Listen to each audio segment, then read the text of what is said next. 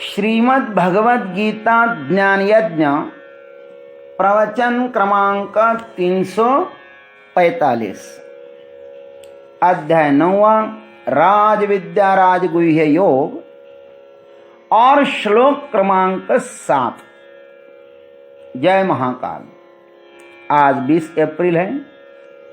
आज से उज्जैन नगरी में होने वाले अपने महामृत्युंजय महायज्ञ की पूर्णाहुति के ठीक 309 दिन शेष है।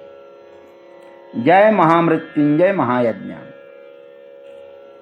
ओम त्र्यंबकं यजामहे सुगंधिं पुष्टिवर्धनम् उर्वारुकमिव बन्धनान् मृत्योर्मुक्षीयमामृतात् समस्तजनकल्याणे निरतं करुणामयम् नमामि चिन्मयं देवं सद्गुरुं ब्रह्मविद्वरं वसुदेवसुतं देवं कंसचाणूरमर्दनम् देवकी परमानन्दं कृष्णं वन्दे जगद्गुरुम्। ओम तत्सत्। भगवान श्री कृष्ण परमात्मा इस 9वें अध्याय में राज विद्या और राजगुह्य इस प्रकार का दिव्य ज्ञान अर्जुन को बता रहे हैं। भगवान कहते कि अर्जुन, समस्त प्राणियों का आश्रय मैं हूं, ये तो मैंने तुमको बताया। अब उस प्राणियों की उत्पत्ति और लय का प्रकार मैं तुमको बताता हूं। उनकी उत्पत्ति कैसी होती है और उनका लय कैसा होता है। आइए इस 7वें श्लोक में प्रवेश करते हैं। सर्वभूतानि कौन्तेय प्रकृतिं यान्ति मामिकाम् कल्पक्षये पुनस्तानि कल्पादौ विसृजाम्यहम्। हे कौन्तेय, कल्पक्षये सर्वभूतानि मामिकां प्रकृतिं यान्ति। कल्प के क्षय होने पर सब भूत मेरी प्रकृति में लय होते हैं और पुनः कल्पादौ अहम तानि विसृजामि, और कल्प के आदि में मैं पुनः उसकी रचना करता हूं। आइए इस पर हम लोग यथामति यथाधीतम यथा समय चिंतन करते हैं और ये भावार्थ मंजरी भगवान श्री कृष्ण परमात्मा के श्री चरणों पर समर्पित करते हैं। हे कौन्तेय, इस सृष्टि वर्णन में अर्जुन को कौन्तेय इसलिए कहा भगवान ने कि वह बुआ कुंती से प्रकट हुआ है। उसका जन्म कहां से हुआ है? कुंती मां से हुआ है। यह उसको पूर्णतः पता है। अर्जुन अभी जन्म मरण को सत्य मानता है, अतः उसे यहां पर कौन्तेय कहा, कुंती के पुत्र। और आगे कहते हैं, कल्पक्षये सर्वभूतानि मामिकां प्रकृतिं यान्ति। यहां पर भगवान कृष्ण मायापति के रूप में बोल रहे हैं। मायापति के रूप में कल्पक्षय हो जाने पर ये सब भूते मेरी अव्यक्त प्रकृति में विलीन हो जाते हैं। मुझमें नहीं, ये मुझमें विलीन नहीं होते। किसमें होते? मेरी अव्यक्त प्रकृति में। लेकिन मेरे भक्त होते वो कैसे होते? मद भक्त यान्ति मामिकाम। और जो मेरे भक्त होते वो मुझको मिलते हैं। जो मेरे भक्त नहीं है, जो मेरे पास नहीं आना चाहते, वे लोग मेरी प्रकृति में लीन होते हैं। जैसे ग्रीष्म ऋतु के अंत में प्रखर धूप में घास बीज के साथ भूमि में विलीन हो जाता है, अथवा वर्षा ऋतु में बादलों की हलचल समाप्त होने पर और शरद ऋतु के आगमन पर सब बादल आकाश में लुप्त हो जाते हैं, अथवा आकाश की पोल में वायु निश्चल होकर विलीन हो जाता है, अथवा जल में पैदा हुई तरंगे लहरें जल में ही मिल जाती हैं, अथवा जागृत अवस्था में आते ही स्वप्न मन में ही विलीन हो जाता है। ठीक वैसे ही कल्प के क्षय होने पर यह समस्त भूत समुदाय मेरी प्रकृति में विलीन हो जाता है। क्या बढ़िया सुंदर बात बताई। और ज्ञानेश्वर महाराज ने दृष्टांत तो बहुत सुंदर दिए। कल्पक्षय का अर्थ है जब ब्रह्मा का एक दिन समाप्त होकर ब्रह्मा की रात्रि का प्रारंभ होता है, तब कल्प का क्षय हुआ और सब लोग ब्रह्मा में लीन हो गए। ब्रह्मा का दिन प्रारंभ होता है तब सृष्टि पैदा होती है, और रात होती है तब इस सृष्टि का अंत होता है। सृष्टि ब्रह्मा में लीन हो जाती है। देवताओं में भी जब हमारा उत्तरायण होता है ना, तब देवताओं का दिन होता है, और जब हमारा दक्षिणायन होता है तब देवताओं की रात होती है। अब तो देवताओं का दिन चल रहा है, उत्तरायण है ना अभी, और हमारी दिन रात इस सूर्य पर निर्भर है, और इस सूर्य के उदय अस्त पर ही हमारी आयु, देवताओं की आयु और ब्रह्मा की आयु निश्चित की गई है। अतः इस सृष्टि में इस सूर्य एक महान घटना है। देखो ये सूर्य की उम्र कितनी होगी, कितने कलयुग बीत गए तो भी सूर्य जैसा का वैसा ही है। युग 28 युवा, ये तो महायुग का 28वां युग चल रहा है। ऐसे सहस्र युग पर्यंतम,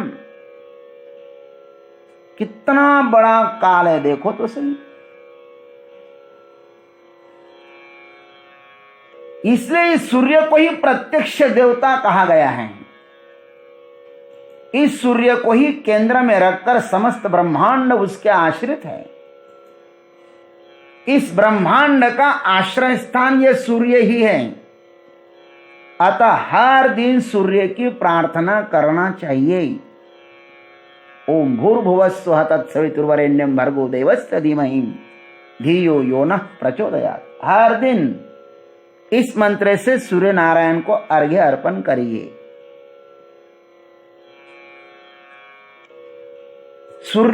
सूर्य जब उदित होता है उस समय, सूर्य मध्याह्न में आता है उस समय, और सूर्य अस्ताचल में जाता है उस समय सूर्य नारायण की प्रार्थना करो। और अपने बीते हुए दिन का आत्मनिरीक्षण करके वर्तमान दिन को सुव्यवस्थित रखना चाहिए। हर दिन का हिसाब रखो। सूर्य नारायण के पास उसका हिसाब है। जब दिन पूरे हो जाएंगे ना तो एक दिन सुद्धा नहीं बच पाओगे इस संसार में, उसी दिन जाना पड़ेगा। कल जो गलती हुई थी आज उसको न दोहराएं, उसकी पुनरावृत्ति नहीं होनी चाहिए। अच्छे कर्म करने का ही सत्य संकल्प लेना चाहिए। इसलिए हर दिन अपने जीवन में उन्नति आनी चाहिए। भगवान ने कहा मामी काम, इसलिए कहा कि जीव ईश्वर के नियंत्रण में रहता है। जीव का बड़ा स्वरूप क्या है? ईश्वर है।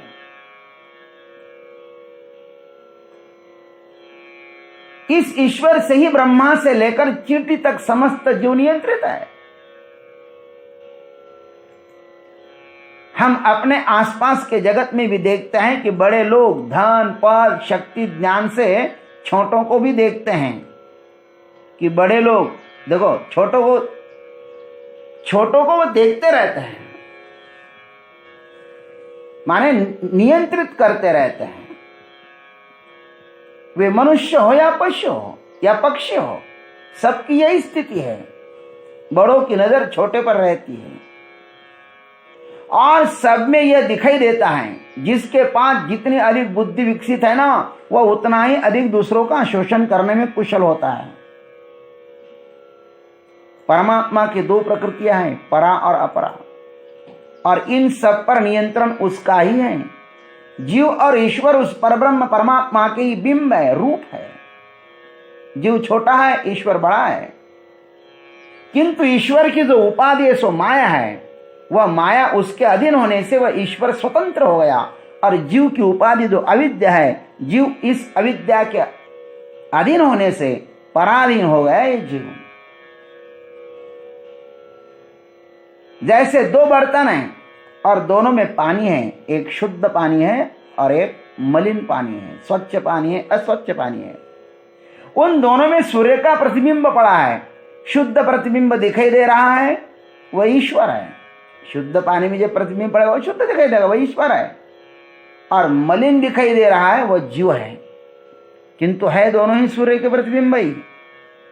सूर्य कह सकता है कि वे दोनों प्रतिबिंब मेरे ही हैं, एक ईश्वर और दूसरा जीव।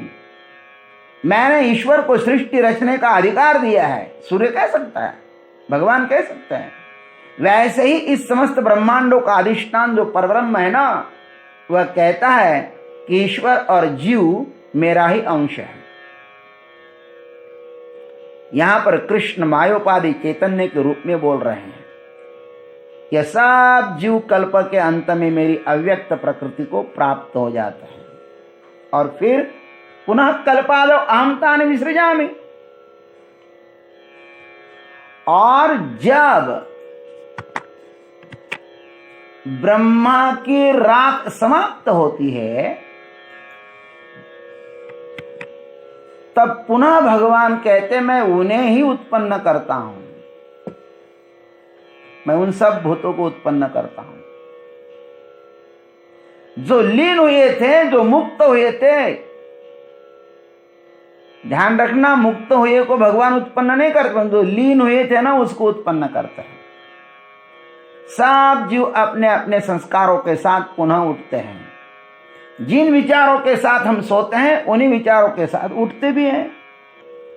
भगवान उन जीवों को क्यों प्रकट करते हैं, इसके भी कारण बताते हैं।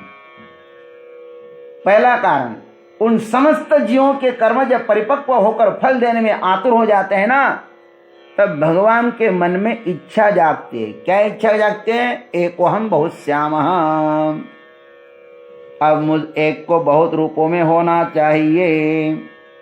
वृक्ष का बीज जब परिपक्व हो जाता है तभी वह द्वितीय वृक्ष को जन्म देने में समर्थ हो जाता है। यह सृष्टि का नियम है। यह समस्त ब्रह्मांड परमात्मा के नियमों से नियंत्रित होकर चल रहा है, अपने हिसाब से नहीं। और सब जगत अपनी गंतव्य की ओर दौड़ रहा है। सबका गंतव्य परमात्मा ही है, किंतु कुछ लोग एक जन्म में ही परमात्मा तक पहुंच जाते हैं और किन्हीं को हजारों पुनर्जन्म लेने पड़ते हैं। जो इस संसार में जितना अधिक हल्का हो जाएगा ना, अर्थात उस तत्व के प्रति समर्पित हो जाएगा, समस्त विकार शून्य होकर हो जाएगा, वही उस परमात्मा को प्राप्त कर लेगा। इसलिए हल्का बनो, हल्का। जितना अधिक भारी बोझल उतना ही अधिक दुखी होकर दुख रूप पुनरावृत्ति को प्राप्त हो जाएगा।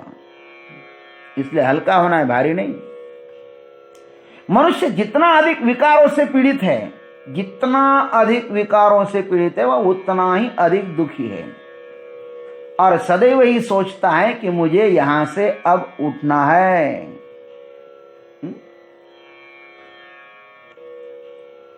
वो हमेशा सोचता रहता है अब मुझको यहां से भी क्या है, उठना है। ये मैं जो बार बार वही कर रहा हूं वह ठीक नहीं है। पश्चाताप तो होता है ना, एक ही विषय को बार बार भोगो, उससे मिलता तो कुछ नहीं है। प्रत्येक आदमी को पंच विषयों का भोग भोगने के पश्चात उसके प्रति थोड़ी बहुत घृणा होती ही है, उसे वैराग्य आता है, किंतु उसकी कमजोरी के कारण वह टिकता नहीं है। फिर से उसमें ही फंस जाता है। एक विषय को पता नहीं कितने बार भोगते हैं, लेकिन उससे निवृत्त नहीं होते हैं। लेकिन उससे उठने की उसकी इच्छा है। सब जागना चाहते हैं। प्रत्येक व्यक्ति को अपना विकास प्रिय है। रुकना कोई भी नहीं चाहता। रुकना ही तो दुख है। कैद में जो बंद होते हैं ना, वे इसलिए दुखी होते हैं कि उनका वहां पर विकास रुक गया है। वहां पर विकास के सब द्वार बंद हो जाते हैं।